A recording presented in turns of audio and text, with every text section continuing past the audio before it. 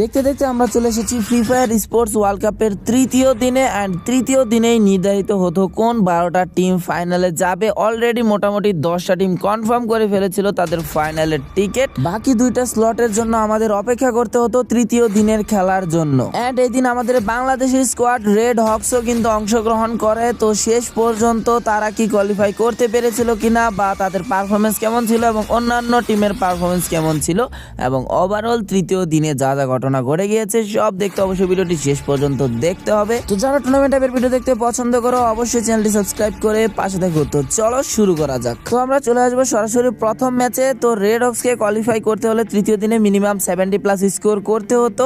And normally তারা এমনি অন্যান্য দেশের যে খেলা ওই সময় এখানে মিলেই নামে, বাট তারা ওয়ার্ল্ড কাপে আমরা দেখছি যে প্রথম দিনের খেলায় রিম নেমে নামছে, বাট তারা আবার তাদের আগের জায়গাতে অর্থাৎ মিলে কিন্তু ল্যান্ডিং করছে। মিলে কিন্তু এখানে ক্ল্যাশ ল্যান্ডিং হয়ে গেছে, অর্থাৎ ড্রপ ফাইট হচ্ছিল ভার্টাসের সাথে। তো আরএইচকে অ্যান্ড ভার্টাস দুই দলে কিন্তু পজিশন নিয়ে দাঁড়ায়ছিল। তো প্রথম নকটা এখানে বের করে ব্লেড অ্যান্ড সাথে সাথে কুটুস এবং ব্লেডের রাশ অ্যান্ড আরও একটা নক বের হয়ে যায়। কিন্তু হঠাৎ করে যখন নেজাদের দিকে নক হয়ে যায় অ্যান্ড কুটুসেরও এইচপি নাই, ব্লেডও শেষ, ভাবছিলাম হয়তো বা আরএইচকে পুরাপুরি শেষ, বাট ওইদিকে কুটুসের ওই কম এইচপি নিয়ে নেজাদরে রিভাইভ দিয়ে দেয়। নেজাদ আরেকটারে নক বের করে ফেলে অ্যান্ড হঠাৎ করে ভার্টাস প্রোর হাত থেকে খেলা চাঁদের দেশে চলে যায় আর কি। পুরোপুরি মোটামুটি ভার্টাসের কাছেই ছিল, বাট কুট্টুস এখানে নেজাদরে রিভাইভ দিয়া আরএইচকের কাছেই পুরো গেম আবার নিয়ে আসছে অ্যান্ড এদিকে ব্লেডেরও রিভাইভ দিয়ে দিছে। তো পুরা 4 জন এখানে আবার অ্যালাইভ হয়ে গেছে অ্যান্ড লাস্টে একটা প্লেয়ার এখানে ছিল আর বাকিগুলোরে অবশ্যই রিভাইভ দিয়ে অন্য সাইডে নামায় দিছে, নাহলে ভার্টাস হয়তো বা ওয়াইপ আউট হয়ে যাইতো। তো ভার্টাসের সাথে ড্রপ ক্ল্যাশ জিতে 4 কিল করে সুন্দর একটা শুরু করে আর এইচকে। তো ভার্টাসের আরেকটা প্লেয়ার বেঁচে ছিল, সে কিন্তু কিছুক্ষণ পরেই শেষ হয়ে যায়, অন্য স্কোয়াডের সামনে পড়ে যায়। ভীষণ সিস্টেমেও 2টা এলিমিনেশন বের করে তারা ওয়াইপ আউট হয়ে যায়। তো আরএইচকে মিল থেকে রোটেশন নিয়ে চলে আসে সরাসরি শিপইয়ার্ডের দিকে অ্যান্ড এই টাইমে ফ্যালকনের প্লেয়াররা অবশ্যই এখানে রাশ দেয়। তো এই সময় কমেন্টেটর একটা সুন্দর কথা বলছে, তো এটা তোমাদের যদি না শোনাই তাহলে কেমন, যারা মিস করে গেছো তারা শুনে নেও। আমি তোমাকে ভালোবাসি Bangladesh, this is exactly what we need out of the squad.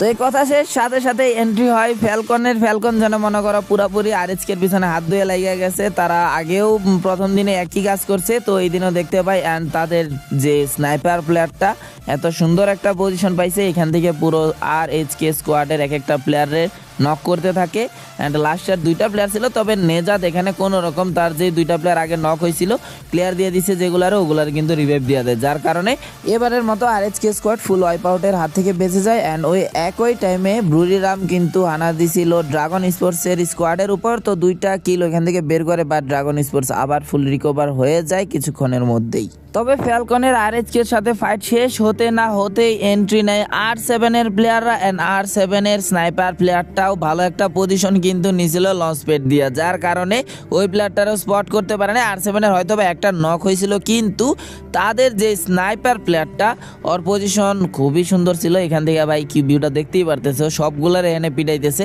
একের পর এক ফ্যালকনের প্লেয়ার শেষ হইতে থাকে। তো স্নাইপার প্লেয়ার R7-এর যেমন আছে ফ্যালকনেরও। তো ফ্যালকনের স্নাইপার প্লেয়ার কিন্তু এখানে ক্লোজ রেঞ্জে একটা কিল বের করে সাথে সাথে এখানে ক্লিয়ারটা দিয়ে দেয়, বাট এরই কিছুক্ষণ পর আরও একটা ফ্যালকনের প্লেয়ার কিন্তু তারা হারায়।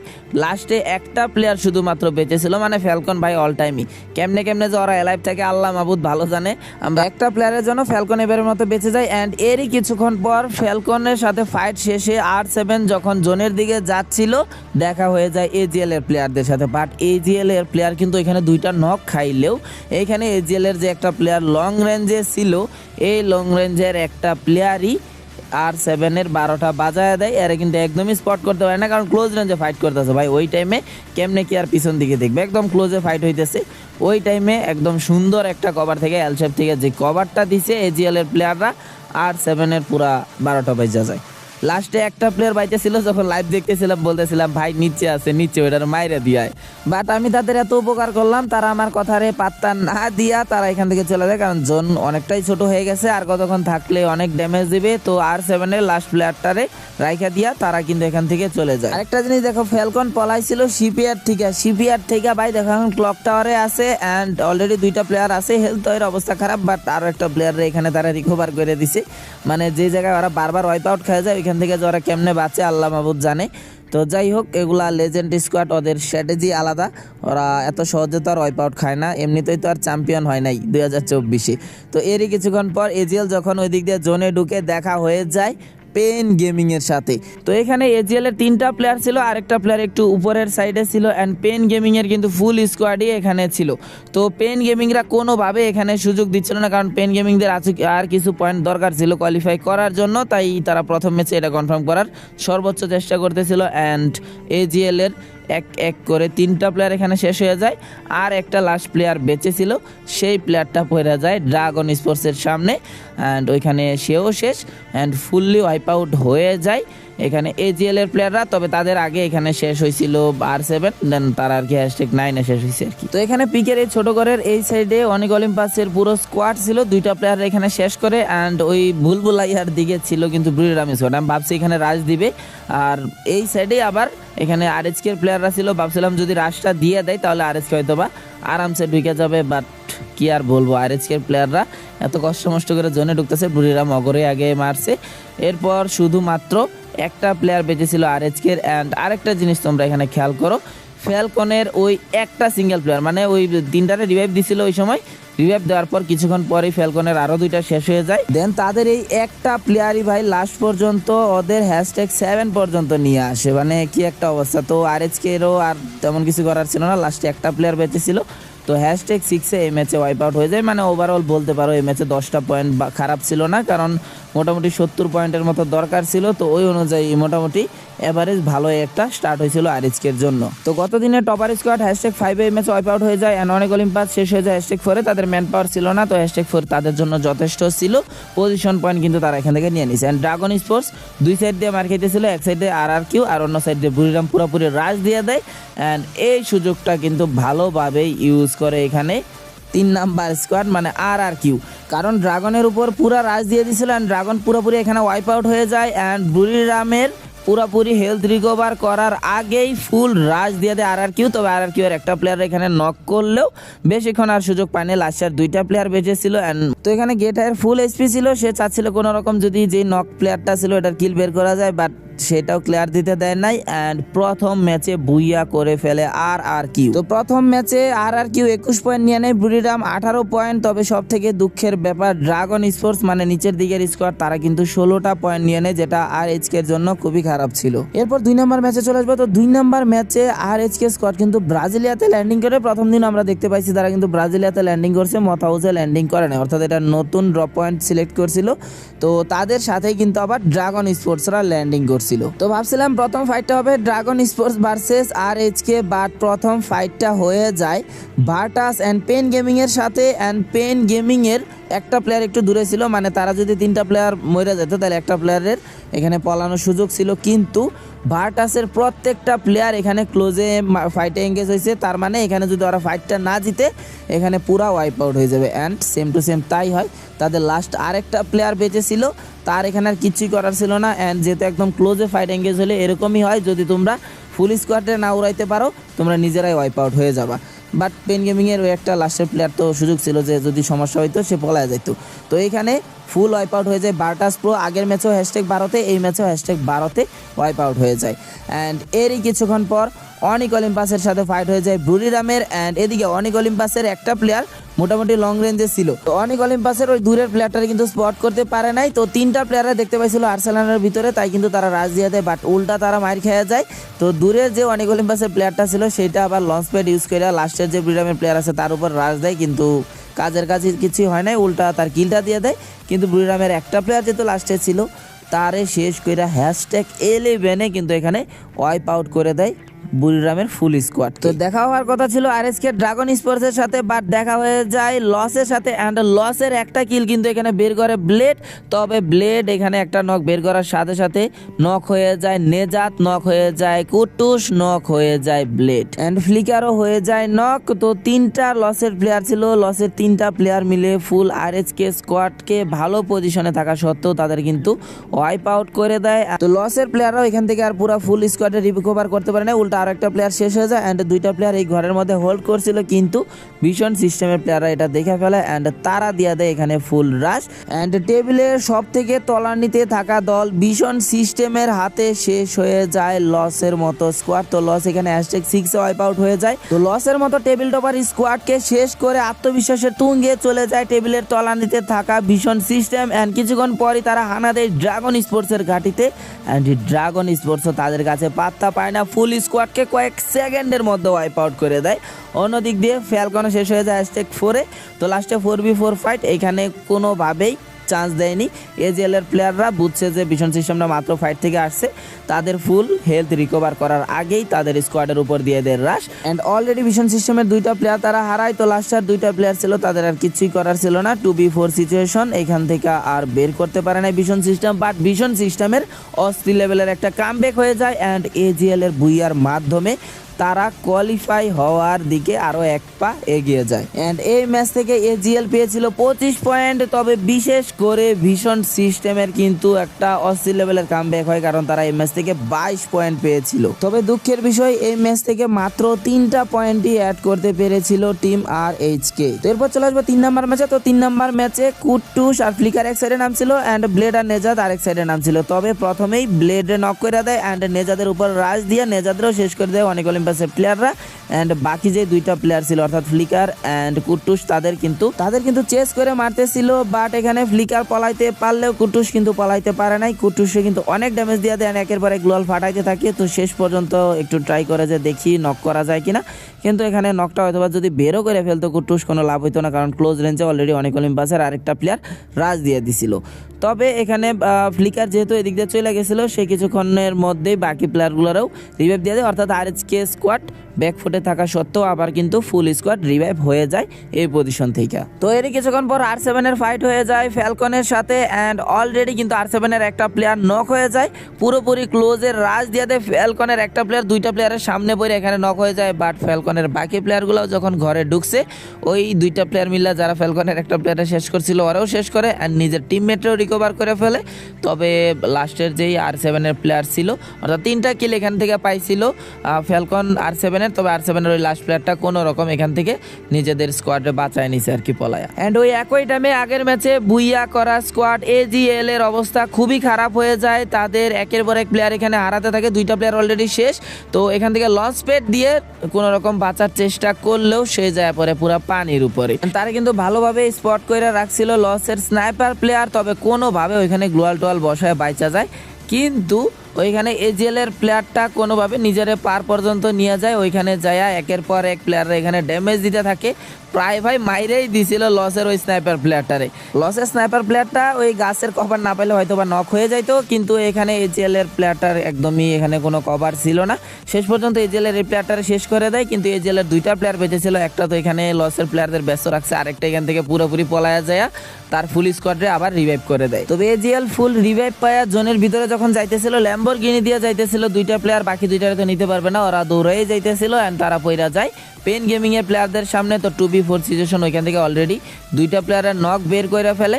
তো একটা প্লেয়ার একটু পাথরের কভারে নক হয়েছিল অ্যান্ড তার কাছে হরিজিলেন ছিল, সে কিন্তু রিভাইভটা পেয়ে যায় অ্যান্ড রিভাইভ পায়া সে লাস্টের এখন সর্বোচ্চ একটু চেষ্টা করতে থাকে কোনোভাবে একটা দুইটা কিল বের করা যায় কিনা বা নিজের কোনোভাবে সেভ করা যায় কিনা। বাট এখানে 4টা প্লেয়ারই ছিল পেইনের, তারা কোনোভাবেই চান্স দেয় নাই অ্যান্ড দুইটা কিল বের করে ফেলে AGL এর কাছ থেকে। অ্যান্ড ওই একই টাইমে কিন্তু #12 ওয়াইপ আউট হয়ে গেছিল অনেক অলিম্পাসের প্লেয়াররা। তো RHK এই ম্যাচে একটা কিলের মতো পাইছিল অ্যান্ড অলরেডি তাদের একটা ম্যান শেষ, তারা এদিকে বাটাসের সাথে ফাইটের প্রস্তুতি নিতেছিল। ওই টাইমে পিছন দিয়া পুরাপুরি একদম আচমকা আইসা একের পর এক এখানে নক বের করতে থাকে ব্রুরিরাম অ্যান্ড RHK স্কোয়াডের একদমই বাজে অবস্থা হয়ে যায়।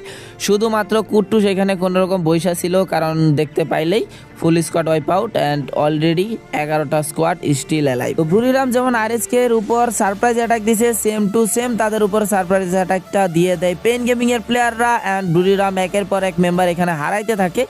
আর একদমই ওই রকম পজিশন ছিল না যে এখান থেকে তারা ফাইটটা বের করবে। পেনের প্লেয়াররা মোটামুটি ভালো পজিশনে ছিল, এখান থেকে হয়তো বা তারা 2টা প্লেয়ার হারাইছে, বাট তারা বুড়িরামকে #11 এখানে কিন্তু ওয়াইপ আউট করে দিছে। এরপর লসের সাথে ফাইট হয়ে যায় ফ্যালকনের অ্যান্ড লসের ভাই প্লেয়ারটা লঞ্চার ভাই যে লেভেলের মারতেছিল এখানে কোনোভাবেই ফ্যালকন আর অ্যালাইভ থাকতে পারে নাই, তারা কিন্তু ওয়াইপ আউট হয়ে যায়। অ্যান্ড ওই একই টাইমে আমরা দেখতে পাই আরএচকের যে লাস্ট প্লেয়ারটা ছিল ও কিন্তু শেষ, মানে এখন আর 8টা স্কোয়াড অ্যালাইভ আছে। তবে ভাবছিলাম ফ্যালকন হয়তো #10-এ শেষ হয়েছে, বাট ফ্যালকন শেষ হয়ে এখানে 9-10-এ শেষ হয়েছিল আরএচকে। অ্যান্ড কিছুক্ষণ পরই ঢুকতে থাকা এজিএল অনেকবার মাইর খায়া বাইচা যাওয়া এজিএল শেষ পর্যন্ত #8-এই থেমে যায়। তো এরপর একদম লাস্টের দিকে চলে আসবো। তো এই ম্যাচে লস যেন পুরো আগুন পারফরমেন্স করতেছিল, তারা অলরেডি 15টা এলিমিনেশন বের করে ফেলছিল। লাস্টে শুধুমাত্র ড্রাগন স্পোর্টসের 4টা প্লেয়ার বেঁচেছিল অ্যান্ড 4v4 ফাইট হয়তো বা ভাবছিলাম আর একটু কন্টেস্ট হবে, বাট ড্রাগন স্পোর্টস তারা তাদের পজিশন পয়েন্ট নিয়েই সুখে ছিল। কিন্তু এখানে আরেকটা জিনিস #3-তে কিন্তু ওয়াইপ আউট হয়েছে ভিশন সিস্টেম, মানে তারা একটা ম্যাচের মাধ্যমে কিন্তু কামব্যাক করে ফেলছে। ভাইটালিটি যেমন কামব্যাক করছিল সেম টু সেম তাদের মধ্যেও ওই রূপটা কিন্তু আস্তে আস্তে এখানে দেখতে পাই। টেবিলের তলানি থেকে আস্তে আস্তে ভিশন সিস্টেম উপরে উঠতেছিল। তো এখানে ড্রাগন স্পোর্টসের তো আর কিছু করার ছিল না, তারা 2 নাম্বার পজিশন পাইছে, এটাই অনেক। অ্যান্ড হিউজ লেভেলের একটা বুইয়া কিন্তু পেয়ে যায়, 19 কিলের বুইয়া, মানে এক ম্যাচে 31 পয়েন্ট। লস চাচ্ছিল যেমনি হোক 1 নাম্বার পজিশনটা যাতে তাদেরই হয়। তো 3 নাম্বার ম্যাচে একটা হিউজ পয়েন্ট পেয়ে ফেলে টিম লস। আর কি পেয়েছিল 17, dragon sports 13 and vision system অবাক করে আবারও 12 পয়েন্ট তুলে নেয় 3 নাম্বার ম্যাচ থেকে। তো এরপর আমরা সরাসরি চলে আসবো 4 নাম্বার ম্যাচে। তো 4 নাম্বার ম্যাচে আরএচকের প্লেয়ারদের সাথে কিন্তু এখানে ক্ল্যাশ ফাইট হয়ে যায় ড্রাগন স্পোর্টসের। তবে ড্রাগন স্পোর্টসের 4টা প্লেয়ার ওইখানে থাকলেও 3টা আরএচকের প্লেয়ার ছিল, ফ্লিকার একটু দূরে ল্যান্ডিং করছিল। তো প্রথম নকটা আরএচকে বের করলেও হঠাৎ করে এখানে দেখলাম যে প্রথম নকটা যে আরএচকে বের করলো, বাট কিছুক্ষণের মধ্যেই একের পর এক প্লেয়ার এখানে নক হয়ে যায়, মানে 3টা প্লেয়ারই শেষ। ফ্লিকার এখানে কোনো রকম যেহেতু দূরে নামছে সে স্কোয়াডে রিকভার করার জন্য এখান থেকে চলে যাবে, ওইটাই স্বাভাবিক। বাট কপাল এতটাই খারাপ ছিল যে ওইখান থেকে পলাইতে যায়া ফ্লিকার পড়ে যায় পেন গেমিংদের সামনে। অ্যান্ড ম্যাচের যখন মাত্র 2 মিনিট প্রায় হবে ওই টাইমে আরএচকে স্কোয়াড #12-তে ওয়াইপ আউট হয়ে যায়। তো ম্যাচে যখন 13 মিনিট চলে ওই টাইমে আমরা দেখতে পাই লস ভার্সেস এজিএল হয়ে যায়। তবে এই টাইমে আরও একটা জিনিস ঘটে, সেটা হলো R7 #11-এ ওয়াইপ আউট। R7 যেন কোনোভাবেই কামব্যাক করতে পারছিল না। তবে যেহেতু তাদের দ্বিতীয় দিনে ভালো পয়েন্ট ছিল এটার জন্য সেফ জোনে ছিল যে না তারা কোয়ালিফাই করবে, কিন্তু ওই দ্বিতীয় দিনের পারফরমেন্স অনুযায়ী তারা খুবই বাজে পারফর্ম করছিল। আর এদিকে লসের প্লেয়াররা 3টা অ্যালাইভ ছিল, কিন্তু জোন পুরা তাদের সাইডেই ছিল। এজিএল এর প্লেয়াররা জোনে ঢুকতে গিয়া একের পর এক প্লেয়ার এখানে শেষ। লাস্টার 2টা প্লেয়ার ছিল, তাদের গ্লুয়াল ভাই একদম তস নস করে দিয়া শেষ পর্যন্ত লাস্ট একটা প্লেয়ার অনেক চেষ্টা করছে বাঁচার, কিন্তু এইটারও শেষ করে দেয়। অ্যান্ড #10-এ ওয়াইপ আউট হয়ে যায় এজিএল। অ্যান্ড এজিএল শেষ হতে না হতেই আমরা দেখতে পাই আরও একটা স্কোয়াড ওয়াইপ আউট, তারা হলো ড্রাগন স্পোর্টস। ড্রাগন স্পোর্টস এখানে #9-এ ওয়াইপ আউট হয়ে যায়, যেটা তাদের জন্য খুবই খারাপ একটা বিষয় ছিল, কারণ আর কিছু পয়েন্ট হলেই তারা হটশটের আগে চলে যেত। এরপর সরাসরি একদম লাস্ট জোনে চলে আসবো। তো এখানে পেন ভার্সেস লস হয়ে যায়, আর অপোজিট সাইডে ফ্যালকন ভার্সেস RRQ হয়ে যায়। তো এখানে লসের প্লেয়ার একদমই ছিল না, তো সুযোগ পায় তাদের পুরোপুরি এখানে ওয়াইপ আউট করে দেয়। অ্যান্ড ফ্যালকন ভার্সেস RRQ হচ্ছিল, অ্যান্ড ফ্যালকনের প্লেয়াররাও কিন্তু তাদের পজিশন তারা ধরে রাখতে পারছিল না। অ্যান্ড এই ম্যাচে RRQ 18টা এলিমিনেশন বের করে ফেলছিল। তবে তাদের এইচপিও এখানে তেমন একটা ছিল না, কারণ ফ্যালকনের সাথে ফাইট করে ম্যান পাওয়ার একদমই লুজ করে ফেলছে। তো পেইনের প্লেয়াররা এই সুযোগটা একদমই মিস করবে না। 4v1 সিচুয়েশন, এখান থেকে লাস্ট প্লেয়ারটারে একদমই চান্স দেয় নাই। তো একটা প্লেয়ার এখানে বেঁচেছিল, সে আর কী করবে বেচারা, মনস্টার ট্রাক দিয়ে একটু উল্টাপাল্টা করার চেষ্টা করতেছিল, কিন্তু দূর থেকে তাদের যে স্নাইপার প্লেয়ারটা সে কিন্তু AWM দিয়া শেষ করে দেয়। অ্যান্ড বুইয়া পেয়ে ফেলে পেন গেমিংয়ের প্লেয়াররা। তবে বুইয়া পেন গেমিংরা পেলেও এলিমিনেশন পয়েন্ট RRQ এর বেশি থাকার কারণে তারা এই ম্যাচ থেকে সর্বোচ্চ পয়েন্ট 27 পয়েন্ট পেয়েছিল, পেন গেমিংরা 25 পয়েন্ট। অ্যান্ড সব থেকে দুঃখের ব্যাপার এই ম্যাচে রেড হক্স একটা পয়েন্ট অ্যাড করতে পারে নাই। তো এরপর চলে আসবো 5 নাম্বার ম্যাচে। তো 5 নাম্বার ম্যাচে শুরুতেই R7 এর প্লেয়াররা ড্রাগন স্পোর্টসের উপর হানা দেয়। অ্যান্ড ড্রাগন স্পোর্টসের জন্য এটা খারাপ বিষয় ছিল, কেননা ভাই আর কয়েকটা পয়েন্ট লাগতো হটশটের আগে যাইতে। তো কোনোভাবেই তারা যেন তাদের প্লেসমেন্ট পয়েন্ট অ্যান্ড কিল পয়েন্টগুলো নিতে পারছিল না। অ্যান্ড ওই একই টাইমে আরএচকে 2টা প্লেয়ার হারাইছিল, তবে আরএচকের বাকি প্লেয়ারগুলোর ওরা রিকভার কইরা দেয়। অ্যান্ড ড্রাগন স্পোর্টস আর একটা প্লেয়ারের জন্য বেঁচে ছিল, বাট ওই প্লেয়ারটারও রেহাই দেয় নাই অ্যান্ড ফুললি ওয়াইপ আউট হয়ে যায়। তো প্রথম দিনে এভারেজ ভালো খেলতে থাকা ভার্টাস কিন্তু কোনোভাবেই লাস্টের দিন ভালো পারফরমেন্স করতে পারছিল না। তাদের কিন্তু দেখা হয় যে RRQ এর সাথে RRQ এর কাছে কয়েকটা প্লেয়ার নক হইয়া তারা যখন এখান থেকে পলাইতেছিল তারা পইরা যায় পেন গেমিং এর সামনে অ্যান্ড পুরো স্কোয়াড ভার্টাসের এখানে শেষ হয়ে যায়। মানে এক স্কোয়াডের কাছে মার খাইরা আরেক স্কোয়াডের কাছে যায় পুরোপুরি পরিপূর্ণতা পায় আর কি। তো শেষ পর্যন্ত এখানে #11 ভার্টাসের 5 নাম্বার ম্যাচ শেষ হয়। এই ম্যাচে আরএসকে প্রথম বুড়িরামের কাছে মার খাইছিল, দেন ফুল স্কোয়াড আবার রিভাইভ পায়, আবার বুড়িরামের সাথে ফাইট অনেকক্ষণ লাগবে বলে লাগে নাই। এখানে লঞ্চ প্যাড ইউজ করে সরাসরি চলে আসে সম্প্রতি কামব্যাক করা দল ভীষণ সিস্টেমের কাছে অ্যান্ড ভীষণ সিস্টেম ভাই একের পর এক FGL মাইরা অনেক ড্যামেজ দিতেছিল। অ্যান্ড এদিকে পেন গেমিং এর একটা প্লেয়ার ছিল, একটা ফ্রি এখানে কিল পায়া ফেলে ভীষণ সিস্টেমের প্লেয়াররা অ্যান্ড নেজাদরে গ্রেনেড দিয়ে নক করে দেয় অ্যান্ড সাথেই ভীষণ সিস্টেমের ফুল স্কোয়াড এখানে রাজ দিয়ে দেয় অ্যান্ড আবার একের পর এক প্লেয়ার আরএচকে হারাইতে থাকে। প্রথম নেজাদ গ্র্যান্ডার নক হয়, তাদের ক্লিয়ার দিয়ে দেয়, দেন ব্লেডরেও এখানে ওয়ান শট গান দিয়ে শেষ করে দেয় অ্যান্ড ফ্লিকার জোনের মধ্যে এখানে নক হয়ে যায়। শুধুমাত্র কুট্টুস একলা অ্যালাইভ ছিল, সে এখান থেকে কোনোভাবে টিমরে তো আর রিকভার করতে পারবে না, খালি পজিশন পয়েন্টটা ধরার জন্য আবারও সেই কালাহারি ম্যাচের মতো সে কোনো রকম এখানে পলায় থাকে যাতে পজিশন পয়েন্টটা অন্তত ধরতে পারে। তো ফ্যালকন এদিকে অলরেডি 10 কিল কইরা ফেলছে অ্যান্ড তাদের অলরেডি একটা ম্যান নাই অ্যান্ড আরও একটারে নক কইরা দিছে। তো এদিকে লসের সাথে ফাইট হওয়াকালীন এই টাইমে ভালো একটা থার্ড পার্টি কইরা দেয় RRQ এর প্লেয়াররা। তো শুধুমাত্র ফ্যালকনের লাস্ট প্লেয়ারটা বেঁচে ছিল, সে কোনোভাবে অন্য স্কোয়াডদের ডিস্ট্রাকশন করে দেন জোনে ঢোকার চিন্তা ভাবনা করতেছিল যে পজিশন পয়েন্টটা কোনোভাবে ধরা যায় কিনা, কিন্তু ওই টাইমে লাস্ট প্লেয়ার একা বেঁচে ছিল কুট্টুস, সে কিন্তু শেষ হয়ে যায় অর্থাৎ #7 আরএচকে ওয়াইপ আউট হয়ে যায়। লাস্টে শুধু কুট্টুসই তো এখানে বেঁচে ছিল। তো ফ্যালকনের যে লাস্ট প্লেয়ার লিমিট সে কিন্তু কোনো রকম জোনে এখানে লঞ্চ প্যাড দিয়ে ঢুকছে, বাট তারাও স্পট করে ফেলে AGL এর প্লেয়াররা অ্যান্ড ফ্যালকনের লাস্ট প্লেয়ারও এখানে শেষ অর্থাৎ #6 ফ্যালকন ওয়াইপ আউট হয়ে যায় এই ম্যাচে। তো টিম ফ্যালকন রে শেষ কইরা AGL পুরা নাইচা একবারে স্কোয়াডের দিকে রাজ দিতেছিল অন্যদের উপর অ্যান্ড RRQ এর প্লেয়ারদের ভাই কট দিয়া যায় একটা মাইট দিছে সাইফা, একদম দেখার মতো ছিল।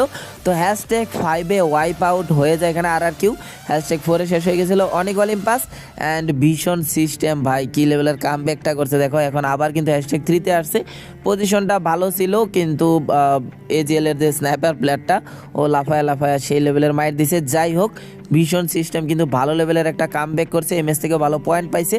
তো লাস্টে বুড়িরামের সাথে AGL এর ফাইট হয়ে যায় অ্যান্ড অলরেডি কিন্তু দুই সাইড থেকে দুইটা করে প্লেয়ার শেষ অ্যান্ড AGL এর লাস্টের একটা প্লেয়ার যেহেতু ছিল বুড়িরামের প্লেয়াররা একটু চান্স পায় যে যারা নক ছিল, মানে একটা ওইদিকে নক ছিল ওই নক প্লেয়ারটারে উঠায় দেয় অ্যান্ড 3v1 সিচুয়েশন। এখান থেকে বুড়িরামের মতো স্কোয়াড কি ভাই বুইয়া মিস করবে না রে ভাই, শেষ পর্যন্ত বুইয়াটা চলে যায় ওই বুড়িরামের কাছেই অ্যান্ড AGL হয়তোবা এই ম্যাচটা থেকে বুইয়াটা পায় নাই, তবে AGL এই ম্যাচ থেকে ভালো পয়েন্ট নিয়ে তারা কিন্তু ফ্লুকজোর উপরে চলে যায়, মানে তাদের ফাইনালের টিকিট হয়ে যায় এখানে কনফার্ম। অ্যান্ড পয়েন্টস টেবিলে একটা স্কোয়াডের কামব্যাক একদম দেখার মতো ছিল, তারা হলো ভীষণ সিস্টেম, যারা 6 ম্যাচে মাত্র 16 পয়েন্ট নিয়ে 18 নম্বর পজিশনে ছিল। তারা এই দিন আর এক ম্যাচ বাকি থাকতে অলরেডি 15 নম্বরে চলে গেছে 75 পয়েন্ট নিয়ে অ্যান্ড লাস্ট ম্যাচে এরকম সিচুয়েশন হয়েছিল যে যদি ড্রাগন স্পোর্টসের থেকে বেশি পয়েন্ট করে অ্যান্ড হটশটের থেকেও বেশি পয়েন্ট করে ফেলে তাহলে তারা কিন্তু কোয়ালিফাই করে ফেলবে #12 নাম্বার টিম হয়ে। তো এরপর লাস্টের ম্যাচে চলে আসবো। তো এই ম্যাচে আমাদের টেবিল টপার স্কোয়াড লস কিন্তু #12 ওয়াইপ আউট হয়ে যায় অ্যান্ড এদিকে R7 আর পেনের যখন ফাইট হইতেছিল অপোজিট সাইডে আরএচকে ভার্সেস বুড়িরাম হইতেছিল অ্যান্ড ওই টাইমে ওদের মজা আসা AGL থার্ড পার্টি কইরা দেয়, বুড়িরামের প্লেয়ারদেরও সমানভাবে নক করতে থাকে অ্যান্ড আরএচকে প্লেয়াররাও শেষ হইতে থাকে অ্যান্ড আরএচকে #10 এখানে ওয়াইপ আউট হয়ে যায় অ্যান্ড বুড়িরামেরও অবস্থা খুব খারাপ আর দুইটা প্লেয়ার এখানে অ্যালাইভ ছিল অ্যান্ড পেন গেমিংরাও কিছুক্ষণের মধ্যে এখানে দেখতে পাই ফুল স্কোয়াড ওয়াইপ আউট, R7ও বাই ফুল ওয়াইপ আউট, অনেক অলিম্পাসরা এখানে ভালো লেভেলে থার্ড পার্টি করে দেয় অ্যান্ড #8 R7 ফুললি এখানে শেষ। তো বুড়িরাম তাদের কোনো রকম দুইটা প্লেয়ার এখানে অ্যালাইভ ছিল অ্যান্ড AGL যেন আরও উপরে যেতে চাচ্ছিল, তারা শুধুমাত্র ফ্লুকজোর আগে যায় যেন এখানে রেহাই দিচ্ছিল না অ্যান্ড ভার্টাস অনেক বাজে পারফরমেন্স করছে এই লাস্টের দিনে। আমি বাটাস যতই বাজে খেলুক তাদের কাছে চান্স ছিল লাস্টের ম্যাচটা ভালো একটা ম্যাচ দিয়ে শেষ করতে পারলে তারা কিন্তু #12-এ থাকতো, বাট তারা সেখান থেকে ছিটকে যায়। অ্যান্ড অনেক অলিম্পাসও কিন্তু #12 দৌড় থেকে তারা হেরে যায়, কেননা ড্রাগন স্পোর্টস কিন্তু তখনও স্টিল অ্যালাইভ। অ্যান্ড এর থেকেও গুরুত্বপূর্ণ বিষয় ভিশন সিস্টেম কিন্তু 6টা কিল করে 4টা প্লেয়ার নিয়ে অ্যালাইভ ছিল। অ্যান্ড তাদের পজিশনও খুব ভালো, একের পর এক প্লেয়ার এখানে শেষ করছিল ড্রাগন স্পোর্টসের। অ্যান্ড ড্রাগন স্পোর্টসেরও কিন্তু এখানে কোয়ালিফাই করতে হলে তাদের position point and kill point খুবই ম্যাটার করতো। তো তারা আর 2টা প্লেয়ার এখানে অ্যালাইভ ছিল, তাদের কোয়ালিফাই করার প্রশ্ন এখানে উঠে এসেছিল। তো ব্রুরিরাম এখানে #4-এ ফুললে ওয়াইপ আউট হয়ে যায়। And Dragon Sports already top 3-তে আইসা পড়ছে, মোটামুটি তাদের পয়েন্ট অনেক কিন্তু হয়ে গেছিলো, মানে হটশটে তো পার করে ফেলছে। তবে তাদের চিন্তার বিষয় হয়ে দাঁড়িয়েছিল ভিশন সিস্টেম, যারা 6 ম্যাচে মাত্র 16 পয়েন্ট পাইছিল। তারা ভাই কি লেভেলের কামব্যাকটা যে এখানে দিছে একদম দেখার মতো ছিল। তো যদি মানে কন্ডিশনটা এরকম হয়ে গেছিলো, যদি কোনোভাবে ভিশন সিস্টেম এই ম্যাচটা বুইয়া করে ফেলে তাহলে 100% তারা 12 নাম্বার টিম হয়ে কোয়ালিফাই করছে ফাইনালের জন্য। তো এখানে ড্রাগন স্পোর্টসের 2টা প্লেয়ার ছিল, তাদের উপর রাজদীপ ফ্যালকন পুরোপুরি তাদের ওয়াইপ আউট করে দেন। ভিশন সিস্টেমের জন্য এটা ছিল খুবই উপকারের একটা কাজ, অ্যান্ড উপকারের কাজটা করছে। বাট এখন বুইয়াটা তাদের খুবই জরুরি ছিল, তারা সাথে সাথে ফ্যালকনের উপর রাশ দিয়ে দেয়। বাট একটু ভুলভ্রান্তি ছিল তাদের রাশের মধ্যে, কারণ এরকম হয়েছিল যে ভিশন সিস্টেমের একটা প্লেয়ার 4টার মধ্যে ঢুকে পড়ছে ফ্যালকনের, তো ওই প্লেয়ারটার এখানে শেষ করে দেয়। 3v4 সিচুয়েশন হয়ে যায়। তো ভিশন সিস্টেমের প্লেয়াররা তাদের পজিশন চেঞ্জ করতে থাকে, কিন্তু আবারও ওই একটা প্লেয়ারে 4টার মধ্যে রাইখা কিন্তু বাকি 2জন আলাদা আলাদা চলে যায়। অ্যান্ড এই প্লেয়ারটারও কিছু করার ছিল না। একের পর এক ভিশনের প্লেয়ার কিন্তু হারাইতে থাকে। তো 2v4 সিচুয়েশন ছিল, ওই জায়গা থেকেও ভিশন সিস্টেমের প্লেয়াররা বলছিল ভাই এত তাড়াতাড়ি তো আমাদের ফাইনালের যাত্রা শেষ হয়ে যাইতে পারে না, কেন না এখান থেকে 2টা কিল কিন্তু বের করে ফেলে ভিশন সিস্টেমের প্লেয়াররা, অর্থাৎ 2v1 সিচুয়েশন হয়ে যায়। মানে এখনও কিন্তু চান্স ছিল ভিশন সিস্টেমের কাছে, মনে হচ্ছিল যে আর কিছু পয়েন্টের ব্যবধানে হয়তো বা তারা এখানে বাদ পড়ে যাইতে পারে। বাট বুইয়াটা জরুরি ছিল, বুইয়া হইলে 100% তারা কোয়ালিফাই করে ফেলবে, কিন্তু একদমই চান্স দেয় নাই ফ্যালকনের প্লেয়াররা। তারা বলল ভাই আমরা 1 নাম্বারের জন্য খেলতেছি, তোমাদের কোয়ালিফাই করতে দেওয়ার ভাই প্রশ্নই আসে না। তো শেষ পর্যন্ত 1 নাম্বার পজিশনে থেকে ফাইনালে চলে যায় ফ্যালকন। তারপর ধারাবাহিকভাবে Los, Evos, RRQ, Pain Gaming, Core Memory, Buriram team, Vitality, R7, AGAL, Fluxo and অবশেষে ড্রাগন স্পোর্টস। অ্যান্ড অনেক খারাপ লাগছে এখানে, অবশ্যই আরএসকের জন্য তো খারাপ লাগবেই, তারপরও ভিশন সিস্টেমের কথা অবশ্যই বলতেই হয়। তারা টেবিলের 18 নাম্বারে ছিল, ওইখান থেকে তারা লাস্টের দিনে যেই কামব্যাকটা করছে এটা একদম দেখার মতো ছিল, অভাবনীয় ছিল। তো ভিশন সিস্টেম মাত্র 3 পয়েন্টের ব্যবধানে পরবর্তী রাউন্ডের টিকিটটা কিন্তু মিস করে ফেলে। অ্যান্ড এরই সাথে সাথে আস্তে ধীরে কিন্তু হটশটও তাদের 12 নাম্বার প্লেসটা ছেড়ে দেয়। তো এরই মাধ্যমে শেষ হয় আমাদের স্পোর্টস ওয়ার্ল্ড কাপের গ্রুপ পর্বের ম্যাচগুলো। তো সবশেষে রেডক্সকে নিয়ে কিছু কথা বলবো। তো নর্মালি আমরা তাদের যেরকম পারফরমেন্স পাই সেটা হয়তো আমরা স্পোর্টস ওয়ার্ল্ড কাপে দেখতে পারিনি, তারা তাদের সর্বোচ্চটা দিয়ে চেষ্টা করেছিল, কিন্তু নতুন অভিজ্ঞতা, নতুন মঞ্চ, নতুন প্রতিপক্ষ সব মিলিয়ে শেখার অনেক কিছু ছিল এই টুর্নামেন্টে। আমরা বিশ্বাস করি এটাই শেষ নয়, এটা একটা শুরু, আর এই শুরু থেকেই তারা আরও পরিণত হয়ে আরও শক্তিশালী হয়ে ফিরে আসবে ইনশাল্লাহ। এই টুর্নামেন্টে অংশগ্রহণ করাই ছিল একটি ঐতিহাসিক পদক্ষেপ। সামনে আরও অনেক টুর্নামেন্টে বাংলাদেশের স্কোয়াডরা অংশগ্রহণ করবে, নতুন মুখ আসবে, অভিজ্ঞতা বাড়বে, এবং একদিন আমরা সবার সামনে প্রমাণ করে দিতে পারবো আমরাও পারি। টিম রেড হক্সের ভবিষ্যতের জন্য অনেক অনেক শুভকামনা এবং দোয়া রইল। এখনই হেরে যাওয়ার সময় নয়, আর তাদের সমালোচনা না করে পাশে থাকো, কারণ তারাই আমাদের গর্ব। তাদের হাত ধরেই হয়তোবা আমরা ভবিষ্যতে অনেক বড় বড় টুর্নামেন্টে ভালো কিছু বয়ে আনতে পারবো। তো যাই হোক, বাংলাদেশের যাত্রা হয়তোবা এখানে শেষ হয়ে গিয়েছে, আরও 2 দিন রয়েছে স্পোর্টস ওয়ার্ল্ড কাপের। তো আমরাও দেখবো যে কোন টিম শেষ পর্যন্ত চ্যাম্পিয়ন হতে পারে। তো ওই ম্যাচগুলোর ভিডিও তোমরা পেয়ে যাবা। তো আজকের ভিডিওটা কেমন লাগছে অবশ্যই কমেন্ট করে জানিয়ে দিও। আর ভিডিও লেন্থটা হয়তো অনেক বড় হয়ে গেছে, কারণ ওয়ার্ল্ড কাপের মতো একটা মঞ্চে এত ফাইট স্কিপ করা সম্ভব হয় না। মোটামুটি যতটুকু পারছি তোমাদের কাছে তুলে ধরছি। তো ভিডিওটা দিতে একটু লেট হয়ে গেছে, এটার জন্য দুঃখিত, কারণ কালকে আমারও অনেকটা মন খারাপ ছিল। আবার গতকালকে 5 ঘন্টার মতো লাইভ স্ট্রিম করে আর এনার্জি ছিল না যে ভাই রাতের বেলা ভিডিও বানাবো। তো সকাল সকাল ভিডিও বানাই আর কি, এখন আপলোড দিতেছি, জানি না কতক্ষণ লাগবে আপলোড হইতে। অ্যান্ড ভিডিওটা যেহেতু অনেক লম্বা হয়ে গেছে গেছে যারা যারা ভিডিওটা শেষ পর্যন্ত দেখছো মন থেকে তাদের জন্য অনেক অনেক ধন্যবাদ এবং ভালোবাসা রইলো। যারা যারা দেখছো অবশ্যই কমেন্ট করে জানিয়ে দিও। আর আজকের ভিডিওতে আমাদের লাইক এম থাকবে 1K, জানি না পূরণ হবে কিনা, একটু বেশি লাইক এম দিয়ে ফেলছি। তো দেখা হবে তোমাদের সাথে পরবর্তী ভিডিওতে। আল্লাহ হাফেজ।